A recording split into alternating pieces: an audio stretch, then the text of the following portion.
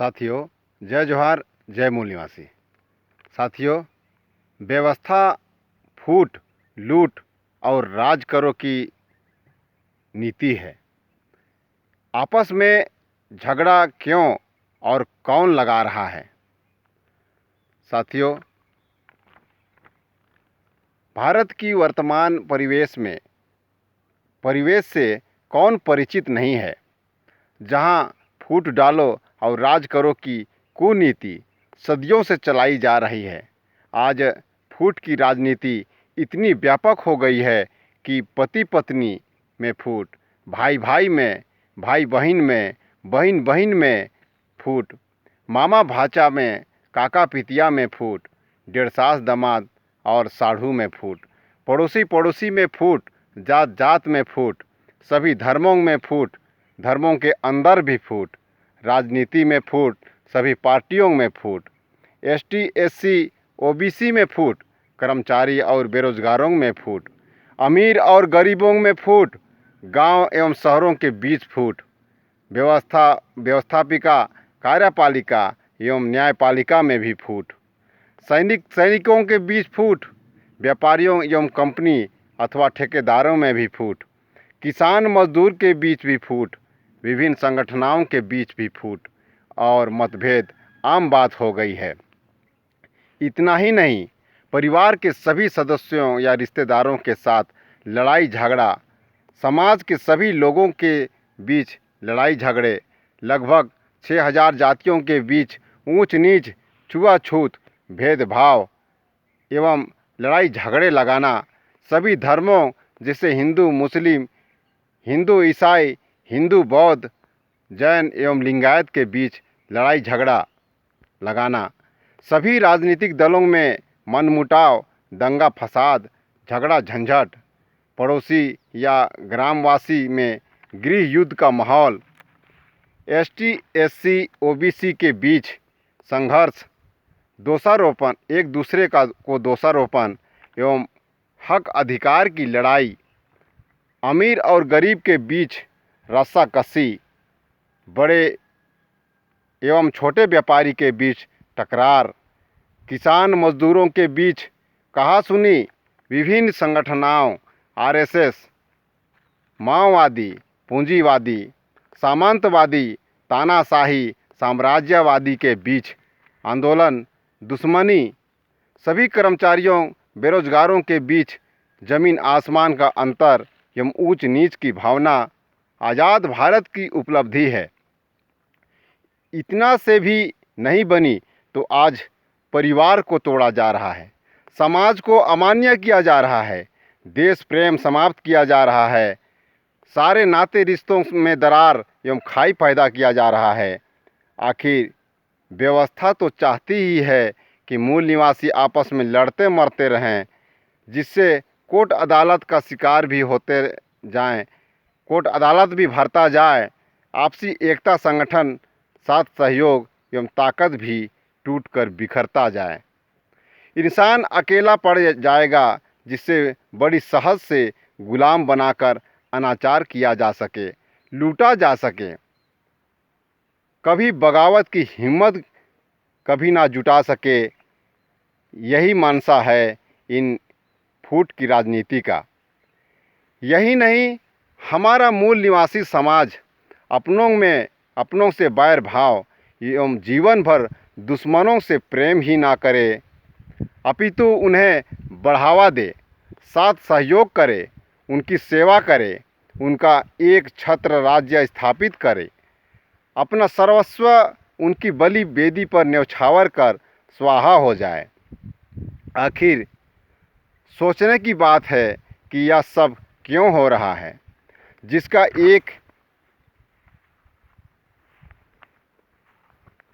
एकमात्र कारण है और वह है फूट की व्यवस्था।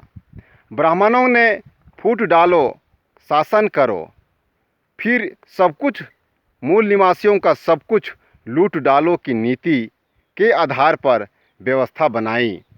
इस नीति में चाहे देश कंगाल हो या बर्बाद, प्राकृतिक संसाधनों का दोहन हो, पर्यावरण कितनों ही बिगड़ता जाए, परिवार के सारे रिश्ते नाते टूट जाएं, समाज टूटकर बिखर जाए, हमारी सभ्यता संस्कृति तहस नहस हो जाए, देश की एकता अखंडता भाईचारा न्याय सब खत्म हो जाए, देश की जनता समस्याओं एवं कष्टों से घिरे रहें, देश की सामाजिक धार्मिक आर्थिक एवं राजनीतिक व्यवस्था चरमरा जाए, गरीब जन भूखमरी का शिकार हों, युवा बेरोजगार हों, महिलाओं पर यौन शोषण हो, देश में अशांति का माहौल हो, आतंकवाद मारकाट खून खराबा गुंडागर्दी हत्याएं हो, बलात्कार जैसे कुकृति से पीढ़ियां थर्रा जाएं, किंतु लूट की राजनीति में सब भ्रष्ट हो जाएं, देश कंगाल हो जाए, नया पीढ़ी अनपढ़ अशिक्षित अयोग्य नासमझ बेवकूफ़ बुद्धू या गंवार विवेकहीन बन जाए, इस पर भी व्यवस्था को कोई मलाल नहीं है। आखिर जाता किसका है? वे तो विदेशी ठहरे, जाता तो सब कुछ हम ही का है, नुकसान का खामियाजा तो सिर्फ हम मूल निवासी ही झेल रहे हैं। फिर भी ब्राह्मणों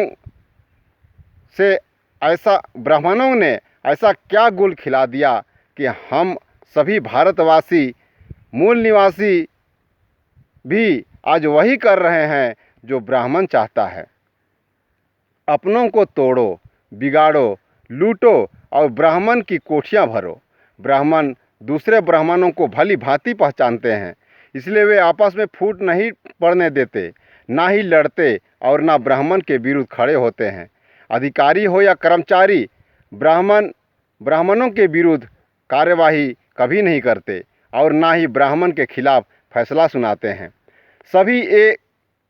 सभी अपने जाति समुदाय का पक्ष लेते हैं और हम जो हैं कि पहचानने के बजाय आपस में लड़ मर रहे हैं।